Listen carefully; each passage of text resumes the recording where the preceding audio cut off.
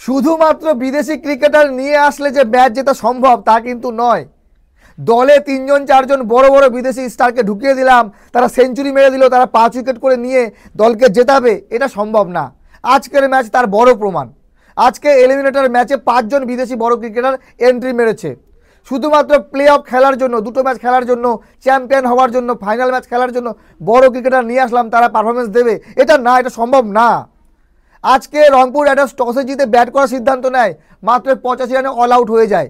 Actually তাদের করার কথা 200 রান।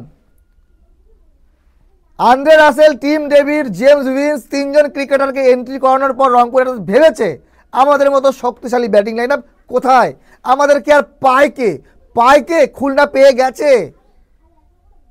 এই ম্যাচে জেমস ভিন্স করেছে 7 বলে 1 রান, টিম ডেভিড করেছে 7 রান 9 বলে, আন্দ্রে রাসেল করেছে 4 রান 9 বলে। এই হচ্ছে পারফরমেন্স। আন্দ্রে রাসেল বল হাতে 1 ওভার করেছে, 14 রান দিয়েছে। বিদেশি বড় ক্রিকেটার। আন্দ্রে রাসেল খারাপ প্লেয়ার না, টিম ডেভিড খারাপ প্লেয়ার না, যথেষ্ট ভালো ক্রিকেটার। কিন্তু ওই যে কোনো খবর নেই টিমে কোন কোন প্লেয়ারের রোল কি কেউ জানেই না, হঠাৎ করে 3জনকে গায়েব করে দিয়ে 3জনকে ঢোকাও, ম্যাচ জিতে সম্ভব? কখনোই না। সেই অবস্থা হয়েছে রংপুর রাইডার্সের। আর যদি বলি খুলনার বিদেশি ক্রিকেটার কি করেছে, খুলনার বিদেশি ক্রিকেটার 2জন, সিমরন হেটমায়ার এবং জেসন হোল্ডারকে মাত্র 1 ওভার বল করতে দেওয়া হয়েছে, 11 রান খেয়েছে সর্বোচ্চ। খুলনার কোনো বোলার হোল্ডারের মতো রান দেয়নি, 1 ওভারই। আর সিমরন হেটমায়ার ব্যাট করার সুযোগই আসেনি, কারণ রংপুর রানই তো করেনি। সিমরন একটা ক্যাচ নিয়েছে, ভালো ক্যাচ। তো বিষয় হলো বিদেশি ক্রিকেটার ভালো, তারা যদি প্রথম থেকেই খেলতো বিপিএলের জাঁকজমক আরও হতো। যদি এই সকল ক্রিকেটার প্রথম থেকেই ম্যাচগুলো খেলতে খেলতে আসতো, শুধুমাত্র প্লে অফে খেলে বিপিএলের জাঁকজমক বাড়বে না। আর আমার মনে হয় টিম ব্যালেন্সও বিগড়ে দেয় এই সকল ক্রিকেটার।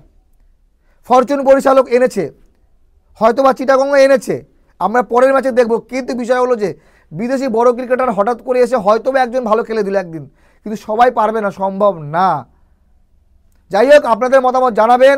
আজকে যে 5জন ক্রিকেটার সুযোগ পেয়েছিল, যাদেরকে নিয়ে হয়তো ভাবা হয়েছিল এরা অনেক বড় বড় খেলবে, অনেক কিছু করে দেবে, কিচ্ছু করতে পারেনি, রংপুর রাইডার্সকে ডোবালো। রংপুর রাইডার্স সব থেকে বড় ভুল করে ফেললো যে বিদেশি ক্রিকেটার তো নিয়ে এসছে, 3জনকেই একেবারে দলে এন্ট্রি দিয়ে ভেবেছিল ম্যাচ আমরা জিতবো।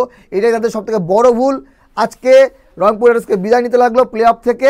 আপনাদের মতামত জানাবেন যে 5জন হোক 10জন হোক, হঠাৎ করে কোনো প্লেয়ার এসে পারফরমেন্স কি দিতে পারে, এটা সম্ভব না। আজকের ম্যাচে বাংলাদেশি প্লেয়ারের পারফরমেন্স ভালো দিয়েছে। সর্বোচ্চ রান করেছে নাইম শেখ 48 রান, আর সর্বোচ্চ উইকেট নিয়েছে নাসুম আহমেদ 3 উইকেট, মেহেদী হাসান মিরাজ 3 উইকেট। এটাই বাস্তব, এটাই মানতে হবে আপনাদেরকে।